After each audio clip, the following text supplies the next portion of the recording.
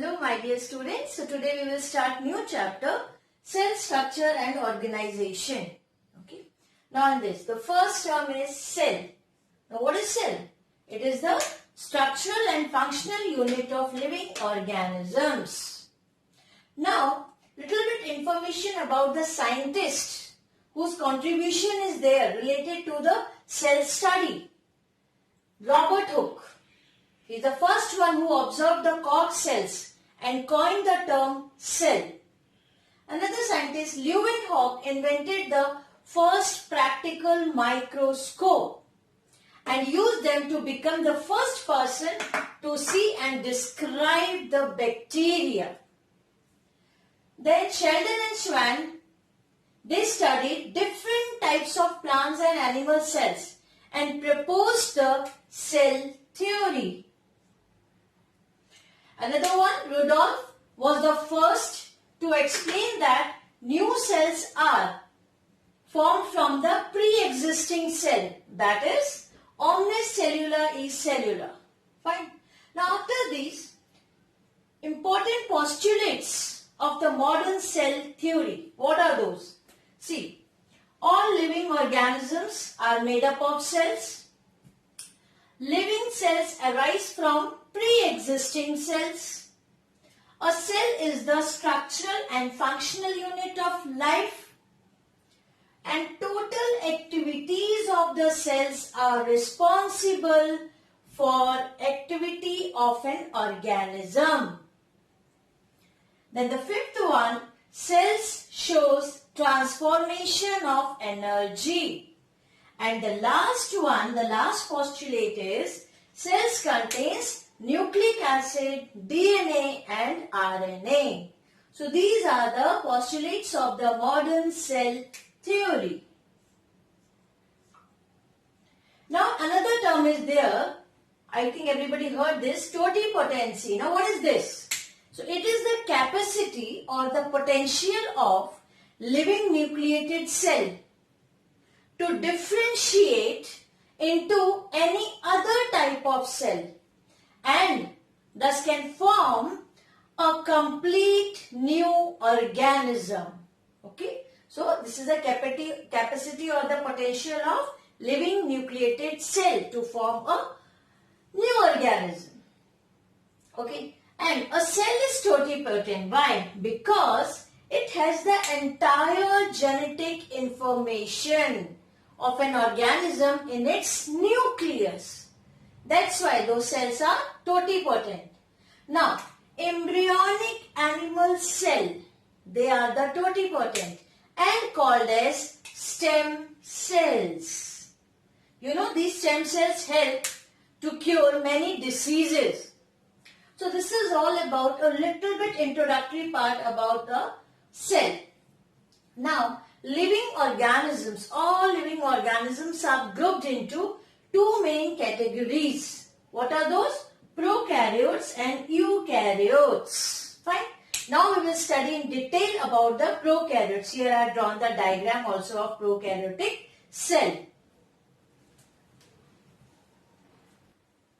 Now about prokaryotic cells. So here I have drawn the structure of prokaryotic cell.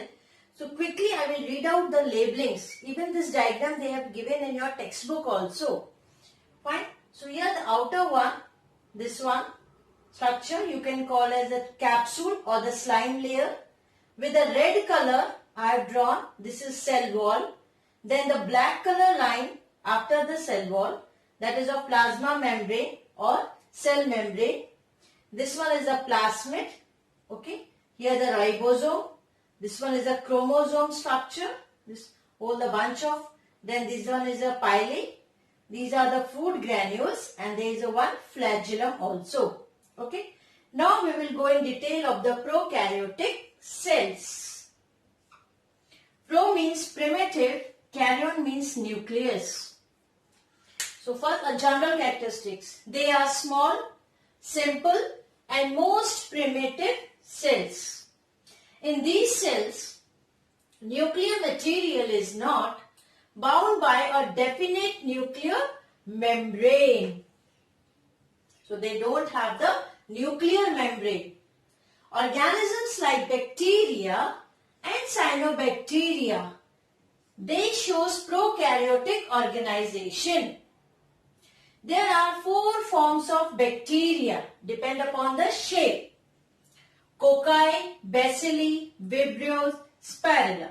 Cocci of spherical shape or ovoid, bacilli of rod shape, vibrio comma shaped, spirilla means spiral shape.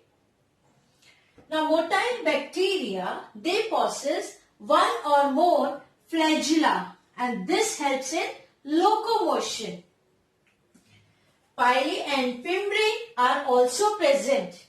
Now here they are not used for locomotion. Here the function of pili, they help in the process of conjugation. And fimbriae helps in clinging to a support. Fine. Now these prokaryotic cells, they have different structures. We will go in detail of each structure now. The first one is a cell envelope. This one. Capsule or slime layer, you can see cell wall and plasma membrane. Now cell envelope, it consists of 3 layers. What are those? Namely glycocalyx, cell wall and cell membrane. And together these 3 layers act as a protective covering.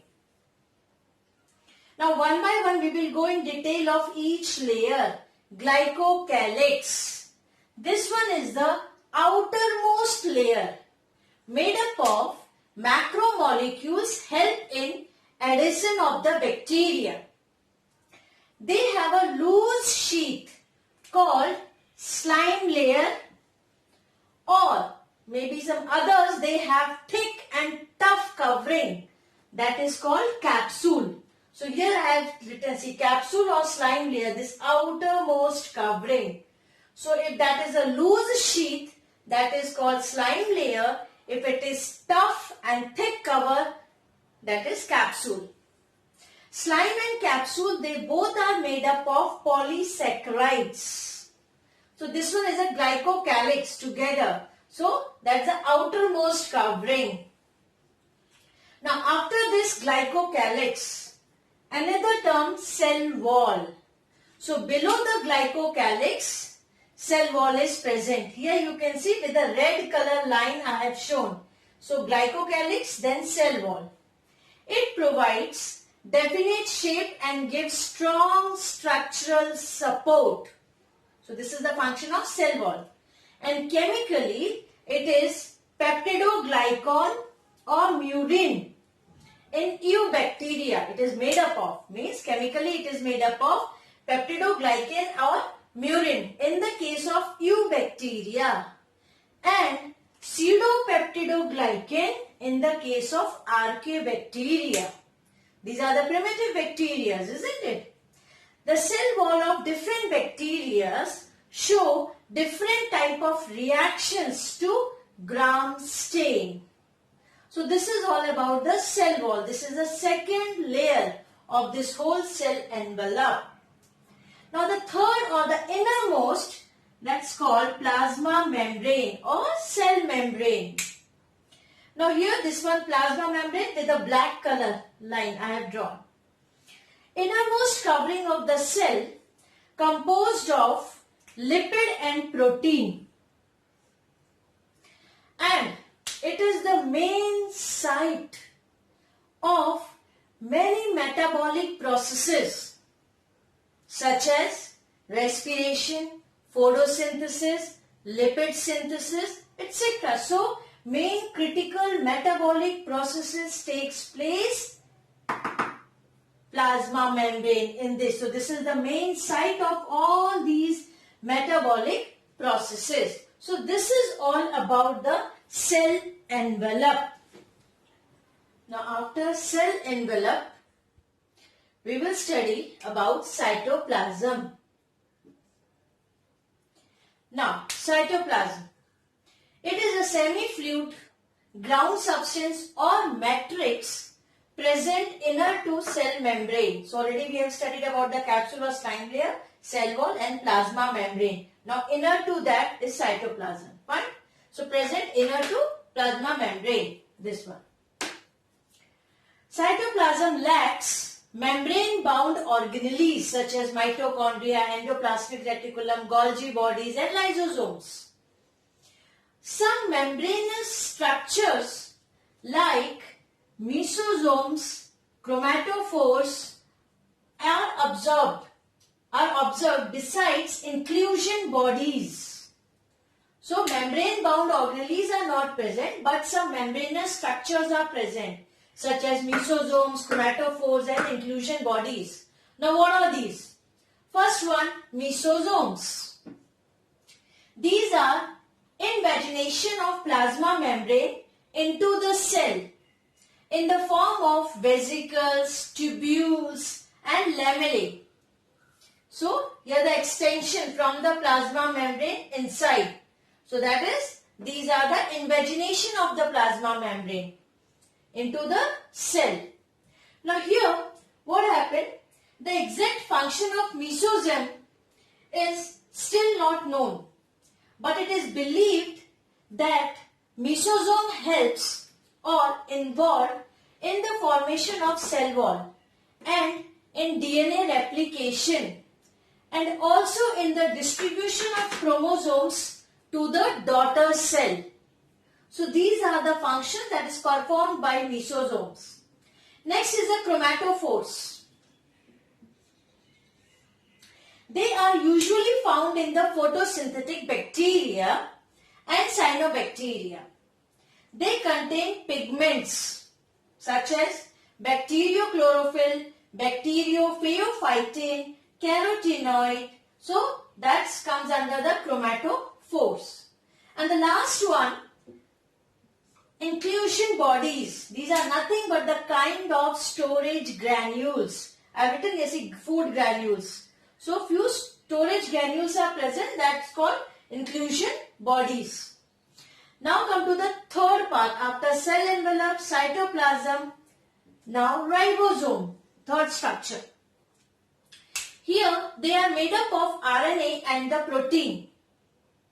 And in the case of prokaryotic cell, 70S type of ribosomes are present. Now this 70S is composed of two subunits, 50S and 30S. And the function of ribosome, they help in protein synthesis. Now the next structure, that is genetic material, or we can say the nucleoid. Here they do not have the membrane bound nucleus in the case of prokaryotic cells. Here the genetic material consists of long double-stranded circular DNA called prokaryotic chromosomes. DNA molecule is connected to the plasma membrane through mesosomes. Through means the genetic material, these are drawn here, see chromosomes, nucleoid structure. Now what happened? They are connected to the plasma membrane with the help of mesosomes. So already we have studied about the mesosomes. Mesosomes are nothing but the invagination of plasma membrane into the cell. So DNA molecules are connected to the plasma membrane with the help of mesosomes. Now the next one is the plasmid. Here, plasmid DNA. See, I have drawn also. Now this what happened in the case of prokaryotic cell, they may possess extra chromosomal DNA. And this extra chromosomal DNA is called the plasmid. Here the function of extra chromosomal DNA, that is plasmid, is antibiotic resistance. Function of plasmid.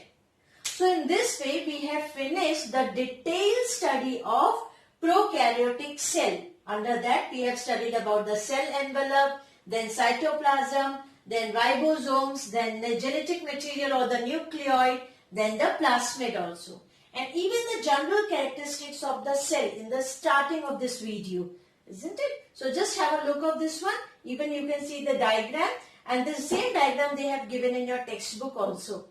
Thank you.